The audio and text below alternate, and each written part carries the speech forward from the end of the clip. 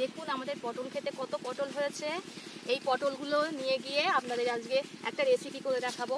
এই ছোট ছোট পটল হয়েছে, এইগুলো আবার বড় হবে। এগুলো বড় বড় পটল আছে। এই পটলগুলো সব তুলবো একটা।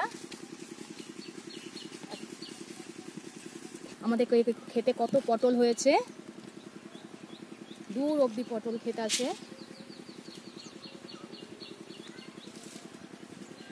এই পটলগুলো নিয়ে নিয়েছি।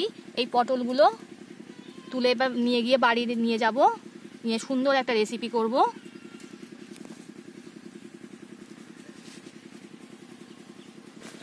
এটা তিলের জমি, দেখুন কত তিল গাছ হয়েছে। এটা তিলের জমি। এই দেখুন ইলেকট্রিক পাম্প, এই দিয়ে জমিতে জল দেওয়া হচ্ছে। এই দূর অবধি জমিতে জল দেওয়া হচ্ছে। তো ছোট কাঁঠাল গাছে কত সুন্দর ইঁচড় হয়েছে, দেখুন কত ইঁচড় নিচেও হয়েছে। এইগুলো ঢেকে রেখেছে কেউ যাতে তুলে না নিয়ে যেতে পারে। এই লাউ গাছে কত লাউ হয়েছে দেখুন, এই বড় লাউ, এইদিকে কত ছোট ছোট লাউ হয়েছে। এই দেখুন লাউ গাছ। এই এক ধরনের লাউ হয়েছে, দেখুন কত লাউ। এই লাউ গাছের পাশে হচ্ছে কুমড়ো জমি। এই দেখুন লাউ ক্ষেতের পাশে কুমড়ো ক্ষেত, কত কুমড়ো হয়েছে। এই দেখুন কত কুমড়ো।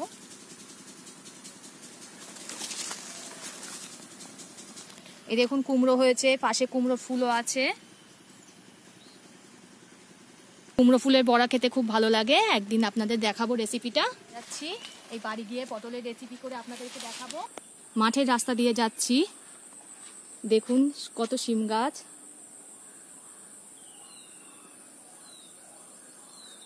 এটা শিম বাগান, দেখুন কত বড়।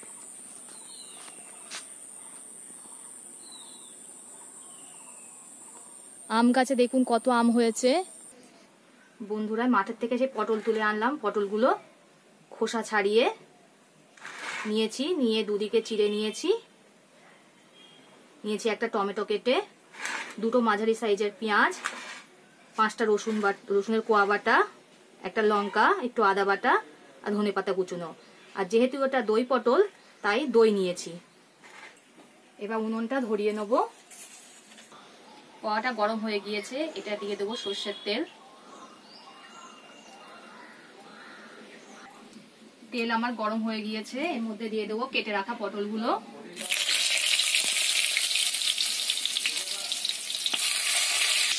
পটলগুলো আমার ভাজা হয়ে গিয়েছে, এবার তুলে নেব।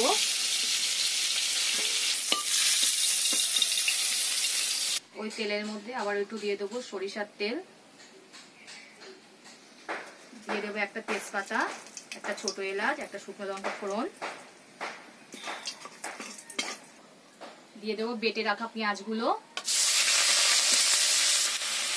দিয়ে দেবো রসুন বাটা, দইয়ের মধ্যে দিয়ে দেবো অল্প পরিমাণ নুন, হলুদ, কাশ্মীরি লঙ্কার গুঁড়ো, চাইলে আপনারা দিতেও পারেন না দিতেও পারেন। এটা ভালো করে ফাটিয়ে নিতে হবে।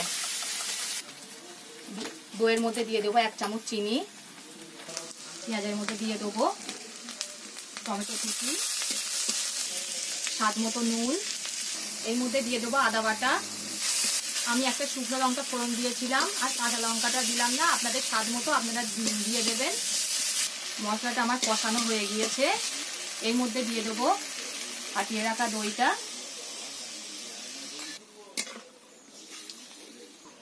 এটা একটু ভালো করে ফুটবে, তারপরে এর মধ্যে দিয়ে দেবো পটলগুলো, ভেজে রাখা পটলগুলো।